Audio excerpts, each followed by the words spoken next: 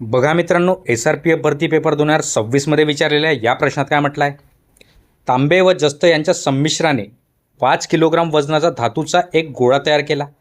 जर त्या गोळ्यामध्ये 35.5% जस्त असेल तर त्यामध्ये किती ग्रॅम तांबे असेल हे आपल्याला प्रश्नात विचारलं आहे.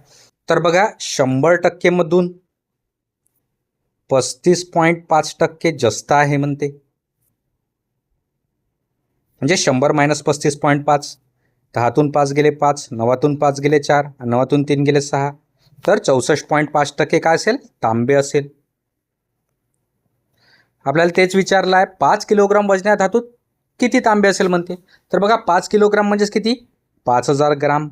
त्याच्यात 64.5% तांबा आहे.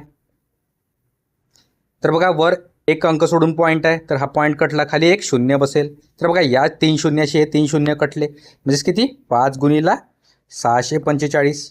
तर बघा, 5 5 25 5, हातचे आले 2, 5 24 2, 22 2, हातचे आले 2, 5 31 2, 32, म्हणजे 3225 ग्राम काय असेल? तांबे असेल. म्हणजेच पर्याय क्रमांक बी हे या प्रश्नाचं उत्तर असेल. तर मित्रांनो, अशाच नवनवीन प्रश्नांसाठी आपल्या यूट्यूब चॅनलला नक्की सबस्क्राईब करा. अशाच प्रकारातल्या या प्रश्नाचं उत्तर तुम्ही मला कमेंटमध्ये सांगायचं आहे.